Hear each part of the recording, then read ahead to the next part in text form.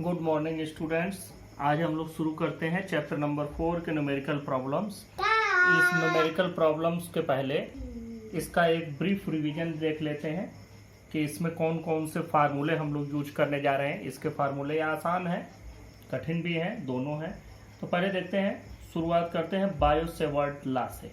तो Biot-Savart law में क्या कहा गया था कि अगर कोई करंट एलिमेंट है तो उससे जो मैग्नेटिक फील्ड बनता है उसकी वैल्यू होती है D B is equal to mu naught by 4 pi I D L sine theta by R square. ये फार्मूला हम लोगों ने पढ़ा है। अब इसी फार्मूले को अगर वेक्टर के फॉर्म में लिखते हैं तो हम लिखते हैं D B is equal to mu naught by 4 pi I तो रहेगा ही। अब यहाँ पर जो वैल्यू हम लोग लिखते थे वो डी एल क्रॉस आर लिखते हैं और डिवाइडेड बाई आर क्यूब। ये वेक्टर फॉर्म में हो गया बायो-सेवर्ट लॉ। दूसरा फार्मूला हम लोगों ने पढ़ा था magnetic field due to a long current carrying conductor, और ये फार्मूला भी आप लोगों को मैं बता देता हूँ। B is equal to mu naught by 4 pi हम ऐसे ही लिखते हैं, आई बाई ए लिखते हैं और दूसरी चीज़ लिखते हैं sine phi 1 plus sine phi 2। जरा सा ये चीज़ें समझ लो, ये क्या है इनको समझ लो। ये रहा long straight current carrying conductor, इसमें करंट फ्लो हो रहा है आई, इससे ए डिस्टेंस पर हमको इस जगह पर मैग्नेटिक फील्ड चाहिए। और यहाँ पर जो एंगल बन रहा है, एंगल देखो, इसका जो एंगल यहाँ से बन रहा है यह वाला एंगल फाई 2 है और इससे जो एंगल यहाँ से बन रहा है यह एंगल फाई 1 है। तो इस तरह से हमारा ये फार्मूला बनता है। अब अगला हम फार्मूला देखते हैं। अगला फार्मूला था magnetic field at the centre of a circular current loop, और दूसरा था कि सर्कुलर करंट लूप के एक्सिस पर। तो एक्सिस वाला फार्मूला दोनों देख लो। तो जब हम सेंटर पर जाते हैं तो सेंटर पर हमको मैग्नेटिक फील्ड मिलता है B is equal to mu naught I by 2 R, जहाँ पर आर क्या है, radius of the circular current loop. और अगर n टर्न्स हो, टोटल n टर्न्स हो, तो mu naught N I by 2 R. और अगर एक्सिस पर यही चीज हमको कैलकुलेट करनी होती है तो एक्सिस पर मिलता है mu naught N I A square divided by 2 R square plus A square power 3/2। ये यक्स भी आप ले सकते हैं। यहाँ पर जो ए है, a is the radius of the circular current loop और आर वह डिस्टेंस है जहाँ पर हमको ये ए इसका रेडियस हो गया और यहाँ से आर डिस्टेंस पर ये पॉइंट है जहाँ हमको मैग्नेटिक फील्ड चाहिए। तो ये बी का फार्मूला हो गया mu naught N I A square by 2 R square plus A square power 3/2। तो यह एक फार्मूला बन गया। दूसरा ये हो गया। और इसके बाद हम लोग ये देखते हैं कि magnetic field at the centre of a solenoid, solenoid पर at the axis of the solenoid, centre कहना नहीं सही होगा, at the axis of solenoid. तो सॉलिनॉइड के एक्सिस पर अगर मैग्नेटिक फील्ड की वैल्यू पूछी जाती है तो ये वैल्यू होती है म्यू नॉट एन आई, जहाँ पर एन क्या है, नंबर ऑफ टर्न्स, और ये भी number of turns per unit length है। ये ध्यान रखेंगे, number of turns per unit length.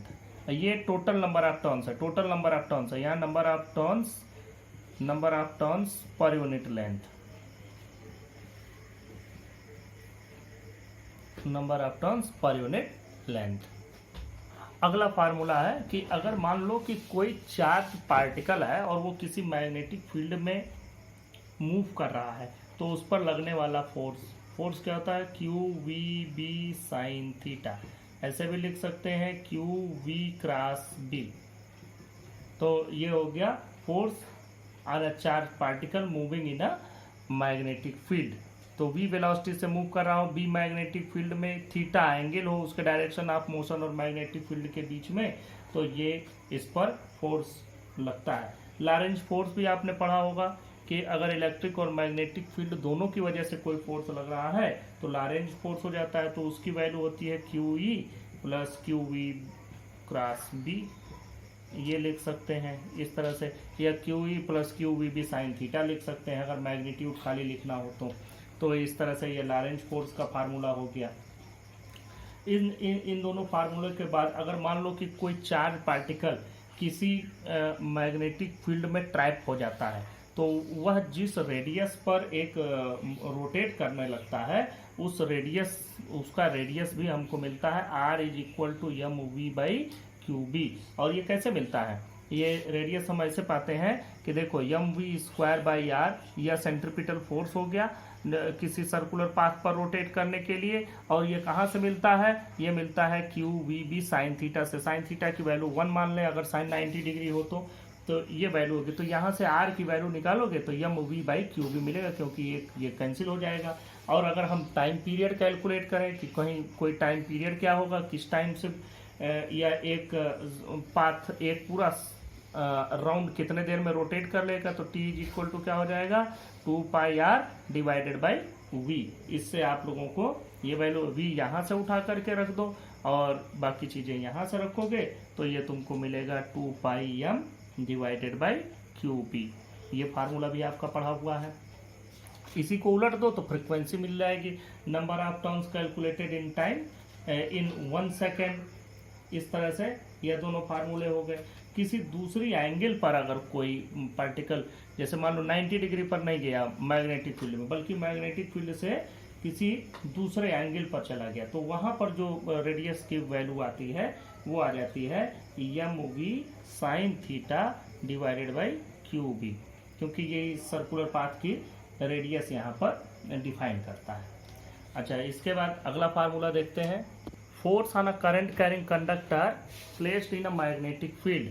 तो F होता है IBL साइन थीटा, या यहाँ से आप अगर वेक्टर फॉर्म में लिखना चाहते हैं तो इसको ऐसे भी लिख सकते हैं F IL क्रॉस B, ऐसे भी लिख सकते हैं। तो यह हो गया force on a current conductor placed in a magnetic field. एक ये भी फार्मूला होता है। अगला है कि अगर दो करंट कैरिंग कंडक्टर हों, ऐसे पैरेलल रखे गए हों और इनमें करंट फ्लो हो रहा हो, मान लो एक में करंट I1 है, दूसरे में करंट I2 फ्लो हो रहा है, और इनके बीच में जो डिस्टेंस है वो डिस्टेंस R है। और अगर हम ये देखें कि इससे भी मैग्नेटिक फील्ड बनेगा, इससे भी मैग्नेटिक फील्ड बनेगा, तो दो मैग्नेटिक फील्ड अगल बगल हैं तो दोनों अट्रैक्ट या रिपल्ट करेंगे। तो आपको एक बात बताऊं, जो इसमें इनके बीच में जो फोर्स लगता है, जैसे मान लो इसको 1 मान लिया, इसको 2 मान लिया, तो फोर्स ऑन 2 ड्यू टू 1 अगर हम निकालें तो ये वैल्यू कितनी आती है? आप लोगों ने पहले भी फार्मूला ये बनाया है, इसमें हो जाएगा I2B1L साइन 90 डिग्री। अब देखो I2 क्या है? I2 इसका अपना है। किसका मैग्नेटिक फील्ड बना? I1 की वजह से जो मैग्नेटिक फील्ड बना वो B1 बना। और इसके यल लेंथ पर हम कैलकुलेट कर रहे हैं लगने वाला फोर्स, ये परपेंडिकुलर डायरेक्शन है, क्योंकि इसका मैग्नेटिक फील्ड का डायरेक्शन कैसा होगा? ऐसे जस्ट डाउनवर्ड। तो जस्ट डाउनवर्ड डायरेक्शन में मैग्नेटिक फील्ड होगा तो ये 90 डिग्री का एंगल बन जाएगा। तो यहाँ से जब आप इस वैल्यू को कैलकुलेट करेंगे तो आप पाएंगे μ0 I1 I2/2πr और ये फार्मूला आपको मिलता है। अगर फोर्स पर यूनिट लेंथ निकालना हो कि इसमें पर यूनिट लेंथ क्या निकलेगा फोर्स, तो आप इसको L से कैंसिल कर देंगे, तो ये बन जाएगा आपका एक फार्मूला। अगर किसी यूनिफॉर्म मैग्नेटिक फील्ड में अगर हम किसी लूप को रख देते हैं तो उस पर एक टार्क लगता है, क्योंकि जैसे मान लो ये लूप रख दिया है तो इसके इस हिस्से पर करंट की ये डायरेक्शन है, तो इधर करंट की ये डायरेक्शन होगी, तो एक पर डाउनवर्ड फोर्स लगेगा, दूसरे पर अपवर्ड, ये इसको रोटेट कराएगा, तो इसमें टार्क लगता है। तो वो जो टार्क की वैल्यू होती है, वो टार्क की वैल्यू हम लोगों को क्या मिलती है? τ=IAB साइन थीटा, ये वैल्यू आपको मिलती है। और अगर n टर्न्स हो इसके तो ये वैल्यू NIAB साइन थीटा हो जाती है। और NIA को हम लोग क्या कहते हैं? मैग्नेटिक डाइपोल मोमेंट, और ये वैल्यू हो जाती है MB साइन थीटा। और अगर आप इसको डायरेक्शन के साथ लिखते हैं तो इसको M क्रॉस B भी लिखा जा सकता है। तो मेरे हिसाब से ये इतने फार्मूले हो गए आपके। अब वहाँ पर हम लोग जब गैल्वेनोमीटर का कन्वर्जन वगैरह पढ़े थे तो गैल्वेनोमीटर का कन्वर्जन आपको मालूम होना चाहिए कि कैसे हम लोग करते हैं। तो गैल्वेनोमीटर में जैसे हम लोग उसका डिफ्लेक्शन का जब हम लोग निकाले थे तो डिफ्लेक्शन का कैसे कैलकुलेट करते हैं ये भी हम आपको बता दें, गैल्वेनोमीटर का अलग से समझा दे रहे हैं। अब देखो गैल्वेनोमीटर के लिए भी समझ लो कि गैल्वेनोमीटर में जो डिफ्लेक्शन होता है, डिफ्लेक्शन से जो टार्क प्रोड्यूस होता है, जैसे वो जो उसकी निडल होती है वो जितना एंगल से रोटेट करती है, अब मान लो वो अल्फा एंगल से रोटेट करी तो उसका जो डिफ्लेक्शन होगा वो होगा के अल्फा, यहाँ पर के उसका कांस्टेंट होता है, स्प्रिंग का कांस्टेंट होता है, और ये किसके बराबर होगा, वही जो टार्क प्रोड्यूस हो रहा है वो 90 डिग्री पर होता है तो साइन 90 हटा दिया 1 हो जाएगा, ये NIAB के बराबर होगा। तो यहाँ से अगर आप अल्फा कैलकुलेट करेंगे तो देखो यहाँ पर क्या आएगा, यहाँ पर वैल्यू मिलेगी NAB डिवाइडेड बाई के इंटू आई। अब देखो करंट तो हम अलग अलग देते हैं लेकिन number of turns, total number of turns वो constant, a constant, area of the coil, magnetic field constant, ये जो स्प्रिंग फैक्टर है ये कांस्टेंट, तो सारी चीज़ें कांस्टेंट है। तो इसको हम लोग बल्कि एक कांस्टेंट नाम दे देते हैं और इस कांस्टेंट को हम लोग गैल्वेनोमीटर कांस्टेंट कहते हैं। तो गैल्वेनोमीटर कांस्टेंट आई से हम लोग बनाते हैं। देखो आई से कैसे बनाते हैं, आई इज इक्वल टू अगर हमको कैलकुलेट करना हो तो क्या हो जाएगा, K by N A B alpha. ये मतलब करंट जो बताता है ये डिफ्लेक्शन, जितना ज़्यादा करंट तो बनेगा उतना ही ज़्यादा डिफ्लेक्शन होगा, तो उससे वो के बाई एन ए बी, यहाँ के बाई एन ए बी को हम लोग एक कांस्टेंट नाम देते हैं जी अल्फा। तो ये गैल्वेनोमीटर के बारे में हो गया। और गैल्वेनोमीटर की सेंसिटिविटी हम कैलकुलेट करते हैं, करंट सेंसिटिविटी होती है अल्फा बाई आई और वोल्टेज सेंसिटिविटी होती है अल्फा बाई वी। ये आप लोगों को पता होना चाहिए कि ये कौन कौन सी वैल्यू आती है। अब देखो अल्फा की वैल्यू अगर हम यहाँ से कैलकुलेट करें NAB, अब देखो यहाँ अल्फा की वैल्यू रख दो NAB बाई के, यहाँ भी आई, आई से आई कैंसिल। अब मैं ये फार्मूला डिराइव नहीं करवाना चाहता, NAB बाई के, ये हो जाता है इसका current sensitivity. Voltage sensitivity calculate करोगे तो यही NAB बाई ये आई बाई के, ये तो अल्फा की वैल्यू हो गई, वी की जगह पर आई आर रख दो तो ये आई से आई कैंसिल हो गया, आपका बचेगा NAB बाई के और यहाँ पर आर। ये आपका वोल्टेज सेंसिटिविटी का फार्मूला हो गया। तो ये करंट और वोल्टेज सेंसिटिविटी का फार्मूला हो गया। और लास्ट टॉपिक मैं आपको बता दूं कि जब हम गैल्वेनोमीटर को कन्वर्ट करते हैं, गैल्वेनोमीटर को दो चीज़ों में कन्वर्ट किया जाता है, एक गैल्वेनोमीटर से अमीटर बनाते हैं, दूसरा गैल्वेनोमीटर से वोल्टमीटर बनाते हैं। यहीं से आपकी थ्योरी का रिवीजन कंप्लीट करके मैं तुरंत न्यूमेरिकल पर चलूंगा और पहले इसी कन्वर्जन का ही न्यूमेरिकल आपको बताऊंगा। तो मैं पहले आपको बताता हूँ कि गैल्वेनोमीटर से हम अमीटर जब बनाते हैं तो देखो गैल्वेनोमीटर से जैसे अमीटर बनाना होगा तो एक अमीटर की ये खासियत होती है कि उसका रेजिस्टेंस बहुत कम होना चाहिए। बहुत कम का मतलब कि लगभग 0 रेजिस्टेंस होना चाहिए। तो हम लोग क्या करते हैं, गैल्वेनोमीटर चूंकि बहुत सेंसिटिव डिवाइस है तो हम लोग इसमें एक रेजिस्टेंस इसके पैरेलल में लगा देते हैं। आप चूंकि गैल्वेनोमीटर में देखो करंट बहुत ज़्यादा आएगा, पूरा करंट इसमें गया तो इसको डैमेज कर देगा, इसलिए करंट को 2 पार्ट में बांट देते हैं। अब यहाँ से कुछ करंट इसमें चला गया, यह जो हम लोगों ने रेजिस्टेंस लगाया इसको शंट नाम देते हैं। और ये गैल्वेनोमीटर का रेजिस्टेंस, इसको आप गैल्वेनोमीटर का रेजिस्टेंस जी ही मान लो, गैल्वेनोमीटर का resistance G. Total current I आया जो गैल्वेनोमीटर में गया, ये आई जी जो इसमें चला गया, वो टोटल करंट आई था तो ये इसमें जो गया आई माइनस आई जी। अब ये दोनों पैरेलल में है तो पैरेलल में जानते हो वोल्टेज बराबर होता है, तो ये क्या हो जाएगा आई G into ji equal to यहाँ पर क्या हो जाएगा यस आई माइनस आई जी। तो यहाँ से आप शंट की वैल्यू कैलकुलेट कर सकते हैं कि what shunt is required for conversion of a galvanometer into an ammeter. तो यहाँ से आपको शंट की वैल्यू मिल जाएगी I ji ji by I minus I जी करके ये वैल्यू कैलकुलेट कर सकती हूँ। इसी तरह से जब हमको वोल्ट मीटर में कन्वर्ट करना तो चूंकि वोल्ट मीटर का ये है कि वोल्ट मीटर का इनफाइनाइट रेजिस्टेंस होना चाहिए। वोल्ट मीटर का ये एक आइडियल वोल्ट मीटर जो होता है उसका इनफाइनाइट रेजिस्टेंस होता है। तो गैल्वेनोमीटर का तो रेजिस्टेंस बहुत कम है, तो रेजिस्टेंस बढ़ाने के लिए हम सीरीज में जोड़ते हैं। यहाँ रेजिस्टेंस घटाना था तो पैरेलल में जोड़ दिया। तो यहाँ पर मान लो कि हमने एक रेजिस्टेंस लगा दिया इसके सीरीज में। अब यह पूरा आपका बन गया यहाँ से एक वोल्ट मीटर, और ये पूरा जो वोल्टेज आएगा उसको हम लोग मेजर कर लेंगे। देखो मान लो कि इसमें जो करंट जा रहा है वो करंट आई जी इसमें जा रही है, तो जो इस करंट की वैल्यू होगी वो करंट की वैल्यू क्या होगी, I G equal to total potential, potential हो गया V डिवाइडेड बाई रेजिस्टेंस। इसका रेजिस्टेंस है G और इसका रेजिस्टेंस है R।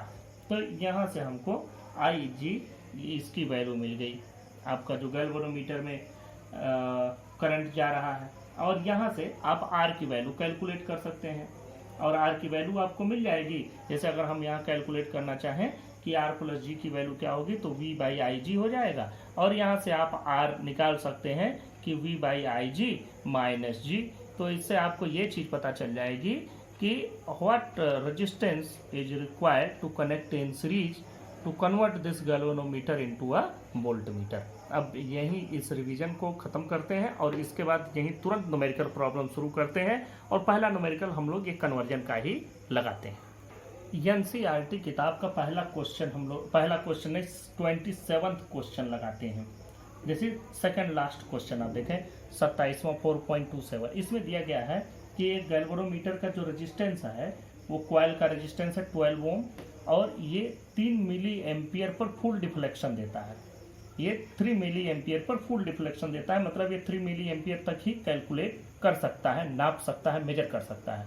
इसको 0 से लेकर के 18 वोल्ट तक मेजर करने वाले वोल्ट मीटर में कन्वर्ट करना। कैसे कन्वर्ट करेंगे, देखो एक आइडियल वोल्ट मीटर का रेजिस्टेंस होता है इनफाइनाइट, तो हमको इसको इनफाइनाइट रेजिस्टेंस में कन्वर्ट, इनफाइनाइट तो हम कर नहीं पाएंगे। हम क्या करते हैं, ये रहा गैल्वेनोमीटर, सीरीज में हम रेजिस्टेंस लगा देते हैं। कितना रेजिस्टेंस लगाएंगे, ये इसका रेजिस्टेंस हो गया जी, इसमें जो करंट जा रहा है ये करंट गया आई जी। अब देखो यहाँ से तुमको कैलकुलेट करना है, तो यहाँ से जो करंट हो गया ये पूरा हो गया आपका वोल्ट मीटर के तरह से यूज किया जाएगा। तो अब इसको वोल्ट मीटर में बनाना है, तो देखो यहाँ से अगर हम करंट कैलकुलेट करें I G is equal to V divided by क्या हो जाएगा टोटल रेजिस्टेंस, तो इसका रेजिस्टेंस जी और प्लस जो हमने एक्सटर्नल यहाँ पर सीरीज में रेजिस्टेंस लगाया वो रेजिस्टेंस हो गया जी प्लस आर। अब देखो यहाँ से तुमको क्या मिलेगा, G प्लस आर की वैल्यू क्या हो जाएगी, V बाई आई जी हो जाएगी। और यहाँ से अगर R की वैल्यू कैलकुलेट करते हो तो R की वैल्यू हो जाएगी V by I G minus G. Calculate कर लो, ये कितना आपको लेना है, 18 वोल्ट लेना है। आई जी की वैल्यू आपको कितनी मिली है, 3 मिली एम्पियर, मतलब 3 इंटू 10 टू द पावर -3 हो गया, माइनस जी की वैल्यू दिया है 12। अब जब आप इसको पूरा कैलकुलेट करेंगे तो आपको मिलेगा यहाँ पर ये 6000 हो जाएगा, 3 6 जा ये हो जाएगा और 6 ऊपर ये 3 जीरो ऊपर गए तो क्या हो जाएगा 6000 माइनस 12। और जब आप इसमें से डिडक्ट करेंगे तो आप पाएंगे 5988 ओम। ये इतने ओम का आपका रेजिस्टेंस इसके सीरीज में लगाना पड़ेगा। इतने ओम का रेजिस्टेंस आप सीरीज में लगा देंगे तो यह आपका इस रेंज को मेजर करने लगेगा। इसी के साथ हम लोग क्वेश्चन नंबर 4.28 पर चलते हैं।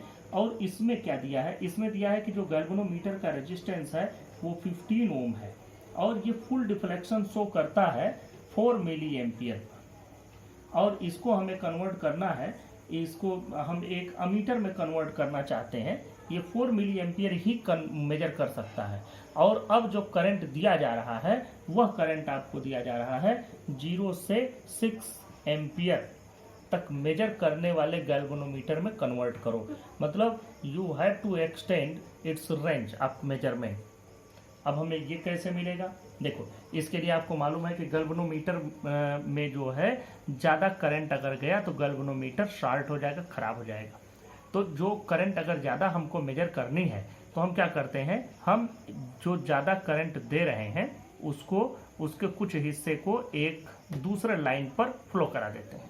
तो देखो मान लो हमको आई करंट मेजर करना है, इसमें आई जी ही जाएगा और इसमें क्या जाएगा आई माइनस आई जी। ये शंट लगाना पड़ेगा, शंट की वैल्यू। अब देखो यहाँ पर दोनों पैरेलल में हो गए, पैरेलल में हो गए तो क्या समझे यहाँ पर कि दोनों पर जो वोल्टेज होगा बराबर ही होगा। तो इस पर जो वोल्टेज जा रहा है yes into I minus I जी, ये इस पर गया और इस पर गया आई जी इंटू जी, यह वैल्यू हो गई। अब यहाँ से आपको यस की वैल्यू मिल जाएगी। यस की वैल्यू क्या हो जाएगी, I G into G divided by I minus I G. Value देखो आई जी की value 4 milli ampere, 4 into 10 power -3, G की वैल्यू देखो 15 ओम डिवाइडेड बाई आई की वैल्यू आपकी हो गई 6 एम्पियर माइनस इसकी वैल्यू हो गई 4 इंटू 10⁻³ बस यही इतना टोटल आपको करना है। और जब आप इस टोटल को करते हैं तो आपको वैल्यू मिल जाती है यस की। यस आपका यहाँ से कैलकुलेट होने पर आता है 10 इंटू 10⁻³ ओम, या हम इसको लिख सकते हैं 0.010 ओम, ऐसे भी लिख सकते हो, या और भी आप लिख सकते हैं कि 10 मिली ओम, ये कोई भी वैल्यू आप लिख सकते हैं। इस तरह से यह कन्वर्ट हो गया। तो दो तो हमारे यही कन्वर्जन वाले हो गए। अब बाकी के क्वेश्चंस देखते हैं। देखो अब हम इसके फर्स्ट क्वेश्चन पर गए 4.1। इसमें कह रहा है कि एक क्वाइल है, सर्कुलर क्वाइल, जिसमें 100 टर्न्स हैं। इसका रेडियस 8 सेंटीमीटर है। अगर इसमें 0.40 एम्पियर का करंट फ्लो कराए तो इसके सेंटर पर मैग्नेटिक फील्ड कितना होगा। तो सेंटर पर मैग्नेटिक फील्ड का फार्मूला हमको मालूम है, ये होता है μ0Ni/2r। मैं कोई वैल्यू पुटअप नहीं करूंगा, आपका काम है वैल्यू पुटअप कर लीजिएगा। यहाँ से जो आपको वैल्यू मिलेगी वो मिलेगी 3.1 into 10⁻⁻4 tesla. Very easy question. Now move to the question number 4.2। अब इसमें देखो एक लॉन्ग वायर, स्ट्रेट वायर, जिसमें जो करंट है वो 35 एम्पियर का करंट इसमें फ्लो हो रहा है। अब हमको इस वायर से जो डिस्टेंस मिल रही है वो 20 सेंटीमीटर की डिस्टेंस पर आपसे पूछा जा रहा है मैग्नेटिक फील्ड की वैल्यू बताओ। तो यहाँ पर देखें जो मैग्नेटिक फील्ड की वैल्यू आती है बी की जो वैल्यू मिलती है हमारे पास मैग्नेटिक फील्ड की वैल्यू एक स्ट्रेट करंट कैरिंग कंडक्टर से, वो होती है μ0I/2πr। ये फार्मूला होता है। इसमें आपको सारी वैल्यू रख देनी है, और जैसे ही μ0 की वैल्यू रख देना 4π इंटू 10⁻⁻7, ये डिवाइडेड बाई 2π तो है ही। r की वैल्यू आप रख देना 20 इंटू 10⁻⁻2, और ये i की वैल्यू आपकी 35 एम्पियर दिया ही गया है। तो जब आप इसको कैलकुलेट करेंगे तो मिलेगा 3.5 इंटू 10⁻⁻5 टेस्ला। यहाँ से ये भी क्वेश्चन हो गया। Now move to the question number 4.3। इस क्वेश्चन में बता रहा है कि एक लॉन्ग स्ट्रेट वायर इसमें भी है और उसमें करंट फ्लो हो रहा है 50 एम्पियर का, और इससे 2.5 मीटर की डिस्टेंस पर आपको पता करना है। लेकिन इसमें एक डायरेक्शन दे दिया। डायरेक्शन कैसे दिया है, इसमें कह रहा है कि जो करंट की डायरेक्शन है वह जैसे हम लोग बनाते हैं नॉर्थ साउथ ईस्ट वेस्ट, तो यहाँ नॉर्थ बनाते हैं, यहाँ साउथ बनाते हैं, यहाँ आप ईस्ट बनाते हैं, और यहाँ आप वेस्ट बनाते हैं। अब समझो कि यहाँ पर ये कह रहा है कि 2.5 जो करंट की डायरेक्शन है वो नॉर्थ से साउथ है, और जो हमारे पास इसकी डायरेक्शन हो रही है जहाँ पर ये पॉइंट है वो ईस्ट डायरेक्शन में है, और ईस्ट डायरेक्शन में कितनी दूर पर है 2.5 मीटर पर है। और इसमें जो करंट फ्लो हो रहा है या 10 एम्पियर का 50 एम्पियर का करंट इसमें फ्लो हो रहा है। तो आपको इस डायरेक्शन में यहाँ पर बताना है कि जो मैग्नेटिक फील्ड होगा उसकी डायरेक्शन किधर की ओर होगी। तो देखो हम थोड़ा सा चेंज इसमें कर रहे हैं। अभी इसको यहाँ से मैं ऐसे पकड़ूंगा तो आपको थोड़ा सा दिक्कत होगी समझने में। मैं इसको क्या करता हूँ, यहाँ साउथ कर देता हूँ, यहाँ नॉर्थ कर देते हैं, क्योंकि नॉर्थ से साउथ की डायरेक्शन में करंट दे रहा है कि करंट की डायरेक्शन नॉर्थ टू साउथ है। तो हम नॉर्थ से साउथ इधर कर दिए, तो हम ईस्ट यहाँ कर दे रहे हैं, और यहाँ वेस्ट कर दे रहे हैं। अब देखो इसको इस हाथ से पकड़ो ऐसे, पहले डायरेक्शन की ही बात करते हैं। तो अब जैसे आप पकड़ेंगे तो इधर की ओर उंगलियां ऊपर की ओर रैप हो रही हैं। यहाँ पर अगर इस डायरेक्शन में देखें तो उंगलियां नीचे जा रही हैं, यहाँ उंगलियां ऊपर आ रही हैं। तो हम कह सकते हैं यहाँ अपवर्ड डायरेक्शन में मैग्नेटिक फील्ड होगा, मतलब वर्टिकली अपवर्ड डायरेक्शन में। अब यहाँ मैग्नेटिक फील्ड का ये तो डायरेक्शन हो गया वर्टिकली अपवर्ड, और जो मैग्नेटिक फील्ड की वैल्यू आएगी, फार्मूला है आपका स्ट्रेट कंडक्टर वाला यही है, B इक्वल टू क्या हो जाएगा μ0I/2πr। ये फार्मूला लगाओ। अब ये वैल्यू रख देते हैं। μ0 की वैल्यू ऐसे ही रखना 4π इंटू 10⁻⁻7। I की वैल्यू भी आपको वही रखनी है 50 एम्पियर डिवाइडेड बाई इसकी वैल्यू 2π रख देना, जिससे ये कैंसिल हो जाए। R की वैल्यू आपकी 2.5 मीटर। जैसे ये वैल्यू रखेंगे तो आपको यहाँ से जो वैल्यू आती है B की, ये वैल्यू मिल जाएगी 4 इंटू 10⁻⁻⁴ -6 टेस्ला। ये आपका इस क्वेश्चन का सलूशन हो गया। देखें फोर्थ क्वेश्चन 4.4, इसमें है कि एक करंट कैरिंग कंडक्टर है, स्ट्रेट करंट कैरिंग कंडक्टर इसमें भी है, जिसमें एक करंट 90 एम्पियर का फ्लो हो रहा है और वो भी ईस्ट से वेस्ट की डायरेक्शन में, और पूछा जा रहा है कि उसके नीचे जो मैग्नेटिक फील्ड बनेगा उसकी डायरेक्शन क्या होगी। अब यहाँ पर ध्यान दें कि हमको पहले ये डायरेक्शन वाला अगर मैं आपके सामने बनाऊं तो ये बनता है नॉर्थ साउथ, इधर ईस्ट वेस्ट। हम अगर घुमा करके ईस्ट नीचे ले आते हैं तो देखो, जिससे हमको ईस्ट नीचे मिल जाए, घुमाया इसको, बस ईस्ट नीचे ले आए तो ईस्ट नीचे ले आए तो वेस्ट ऊपर चला गया, और यस कहाँ गया, यस चला गया यहाँ, और यन कहाँ चला गया, यन चला गया यहाँ पर। बस सब कुछ थोड़ा सा हमने घुमा दिया। ईस्ट से वेस्ट डायरेक्शन में करंट चल रहा है ऐसे, तो इसके नीचे, तार के नीचे, नीचे की डायरेक्शन में उंगलियां किधर से आ रही हैं, इधर से इधर आ रही हैं। मतलब जो डायरेक्शन होगी मैग्नेटिक फील्ड की क्या होगी, नॉर्थ टू साउथ। ये पहले समझ लो, direction of the magnetic field will be from north to south. और कितना मैग्नेटिक फील्ड बनेगा, ये राइट हैंड थंब रूल से हमको पता चल गया। अब मैग्नेटिक फील्ड जो बनेगा, अभी आपने फार्मूला लिखा μ0I/2πr, वही तरीका 4π × 10⁻⁻⁷, ये इसकी वैल्यू हो गई μ0 की, I की वैल्यू 90 एम्पियर, ये 2π ऐसे ही रहेगा, R की वैल्यू आपकी दिया गया है 1.5। जब आप इसको सॉल्व करते हैं तो आपको वैल्यू मिल जाएगी 1.2 × 10⁻⁻5 × 10⁻⁻5 टेस्ला। ये इसके मैग्नेटिक फील्ड की वैल्यू मिली। क्वेश्चन नंबर 4.5, इसमें यह मैग्नेटिक फील्ड है, एक वायर रखा गया है, इस मैग्नेटिक फील्ड से 30 डिग्री का एंगल बनाता हुआ, और उसमें करंट फ्लो हो रहा है 8 एम्पियर। तो पूछा जा रहा है उसके पर यूनिट लेंथ कितना फोर्स लगेगा। तो एफ की वैल्यू हम लोगों को मालूम है IBL sin थीटा। अब देखो पर यूनिट लेंथ फोर्स निकालना है, मतलब यल से डिवाइड कर दो, या यल की वैल्यू 1 रख दो, तो कुछ भी करेंगे यल से यल कैंसिल हो जाएगा, तो ये वैल्यू मिलेगी। अगर हम F/L कैलकुलेट करते हैं तो ये हो जाएगा IB sin थीटा। और ये देखो IB sin थीटा कितना आ रहा है, I की वैल्यू रख दो 8 एम्पियर, B की वैल्यू 0.15 टेस्ला, और sin 30 डिग्री, sin 30 डिग्री की वैल्यू आपको मालूम है 1/2 होता है, तो ये हो जाएगा 4 × 1/2। तो जब आप इसको कैलकुलेट करेंगे तो आपको मिलेगा 0.6 न्यूटन पर मीटर। ये आपका हो गया क्वेश्चन नंबर 4.5।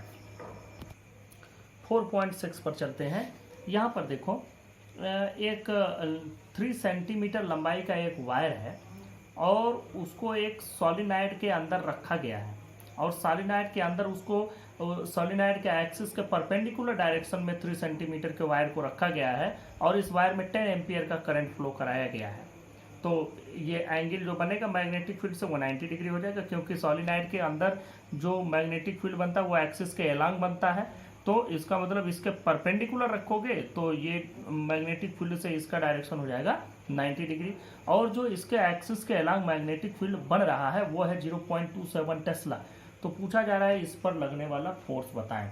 तो यहाँ पर फोर्स की वैल्यू क्या हो जाएगी, जो फोर्स आएगा वही IBL sin theta, IBL sin theta. अब आपके पास सारी वैल्यूज हैं, सब वैल्यूज को आप रख दें। I की वैल्यू रख दो 10 एम्पियर, B की वैल्यू रख दो 0.27, L की वैल्यू आप रखते हैं 3 सेंटीमीटर, मतलब 3 × 10⁻⁻2 मीटर हो जाएगा।